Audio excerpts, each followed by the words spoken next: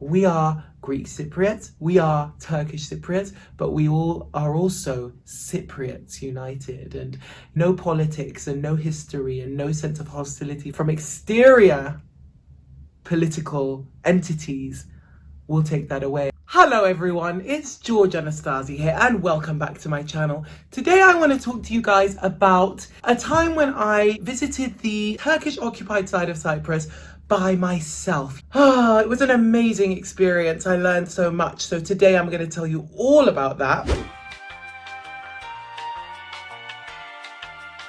In 1974, our beautiful island of Cyprus, which was previously inhabited by Greek Cypriots and Turkish Cypriots, generally harmoniously. In 1974, Turkey started to invade for various reasons and started moving from the tip all the way down, attempting to invade the whole island, but was stopped by the Brits, I believe, halfway through. So it got about a third of the island, basically. And then one other thing that really fascinated me about the northern side of Cyprus is the fact that it is an occupied side that is not recognized by any other country in the world but Turkey. So it is like this illegal state that has been frozen in time and is kind of not very economically thriving. The southern side of Cyprus is thriving and it continues to thrive because we're part of Europe and our infrastructure is developing, you know, and as the years go on, you can see the southern side really becoming more and more like a European country, and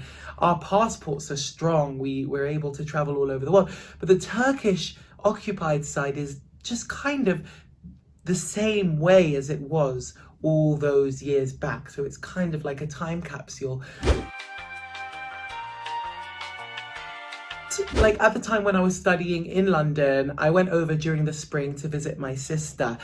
And it was a time when I was just like on fire for curiosity about the Turkish invasion of Cyprus. I had to find a way to get a car to drive me over to the northern side. And I found out that it was more difficult than I had anticipated, not only because of the insurance issues, but because I was a student, I didn't have much money. So I was trying to find the most cost-effective way for me to drive over from the southern side of Cyprus, particularly Paphos, where we were, which is right down in the southwest of Cyprus, and cross the border. So my sister recommended, she was like, oh, why don't you ask on a Facebook group? So in Paphos, there are all of these Facebook groups like Paphos Advice and, you know, Ask Anything Paphos, where you can ask questions for advice. And then people will tell you in the community, like whether or not it's possible or if there's someone who has a business or whatever. I was sitting in my sister's living room and I went on and I was like, okay, hello, I'm a Greek Cypriot come over from the UK and I want to visit the Turkish side of Cyprus, I said, and I would like to rent a car. Does anybody know how I might do that in the most cost-effective way? Let me tell you, I was faced with a lot of hate. And I kind of regret having messaged on that group. Yeah, people got really offended that I said the Turkish side of Cyprus and not the Turkish occupied side of Cyprus. People were like, oh, how can you be Greek Cypriot and call it the Turkish side? It's the occupied side. And why would you even go over there? It's disgusting over there. Like, why would you do that? I can't believe you would even ask this on this group. And then all of like these sub debates came up and people were like debating with each other, and I was like, for goodness sake, I just want to go over to the Turkish occupied side. So I'm sorry, okay, I correct myself. Maybe I was a little bit ignorant for saying the Turkish side. It's the Turkish occupied side, but there were like a lot of people on there who weren't even Cypriot who were like getting at me. Anyway, despite all of that, someone did recommend this guy who just had a car and he was insured in the right way. It was like 15 euros, which was cheap. And he let you rent it for the day to go over to the Turkish occupied side. So that was good. Got the car and off I went. And I was really excited. My dad had recommended to me the most scenic route. It was really, really beautiful driving there. Springtime in Cyprus is stunning. You've just got like flowers sprouting everywhere. It's sunny, but it's not hot. you've got the cool breeze, and it was just like I had the windows down, sunglasses on, driving by the shore. I got to see some deserted beaches that just look like Barbados oceans, like it was just like blue as blue can be. I drove through little villages that had like stone buildings and up mountains.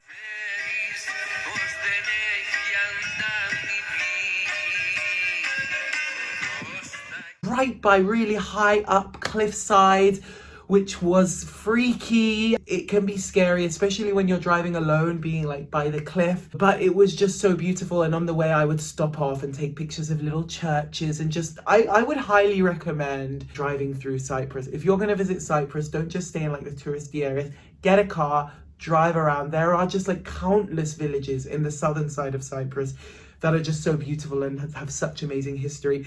So the drive there was beautiful. Now, I had chosen to go to a border that was not very busy, that was not in the center. It was kind of off in the mountains, and that also allowed me to have more of a scenic route. I was like a little bit apprehensive about getting to the borders. You know, I expected this, I don't know, like a militant feel, like Turkish soldiers asking me with hostility, you know, give me your passport and all of that. I just expected it to be very hostile and very militant.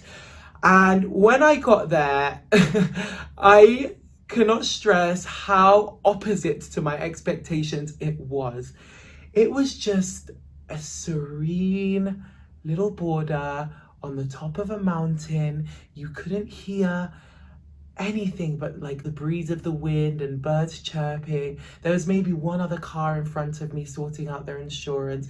There were two Turkish officials chilling, one having a cigarette, you know, just being Cypriot. I was still a little bit nervous, and I walked up and I gave him my passport, and he asked for my insurance, and he asked me like purpose of visit, and I said, oh, I'm actually going to visit my granddad's old village. And for a second I thought like, oh gosh, like maybe a little bit too political for me to say like I'm going to visit my granddad's old village, because of the fact that people were ripped away from their villages and all that. But anyways, that was the first sign for me that, oh my gosh, these guys are just like Greek Cypriots. Like they were just chilling, you know. There was no sense of militancy. Militancy, is that even a word? Anyway, regardless, they were really nice, and I went through very seamlessly.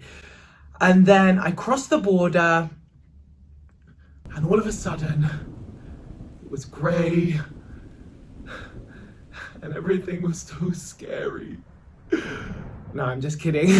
It wasn't at all. It was actually just the same. It was the same. I crossed the border, and it was still mountainous, and it was still beautiful, and I was still winding down the roads, and I was still enjoying the nature, and nothing was different. Just got through to the occupied side, and I have to say it feels pretty much the same. The only thing that was different was that there were some Turkish flags and the border guys were Turkish, but they were all very nice, and so far so good. And then slowly, as I continued driving, there were some billboards that popped up, and I would see like some Turkish writing on the billboards, and you know, I would see like a diplogambino, which is like a pickup truck with Turkish writing on it, and you'd see little restaurants, and slowly I started to feel like, okay, now I see the difference, you know. It started to feel a little bit foreign, and I started to feel like, okay, I feel like I'm in a different country. And even though I'm in Cyprus, my home country, I still feel like there's a foreignness there. The streets were cobbly, they weren't as developed as the streets were in the southern side. You know, I saw a lot of orange trees, and so I was driving and I was making Instagram stories, and I decided, okay, why don't I visit my granddad's village? Morfu is the village he's from, but then I believe like specifically he's from Filia, like the neighboring village or something, basically that area. So I was just thinking like, where do I go? Do I go to a specific street where my granddad lived? Is there like a house I can see? Like, where do I go? Finally found it, went round and round and round, got out. I turn around and there's this cafe, and there's like a young Turkish guy shouting over to some older Turkish men, and they're speaking Turkish, clearly, obviously. I don't know, I might have asked like Edoine Filia or something like that, you know, my terrible Greek.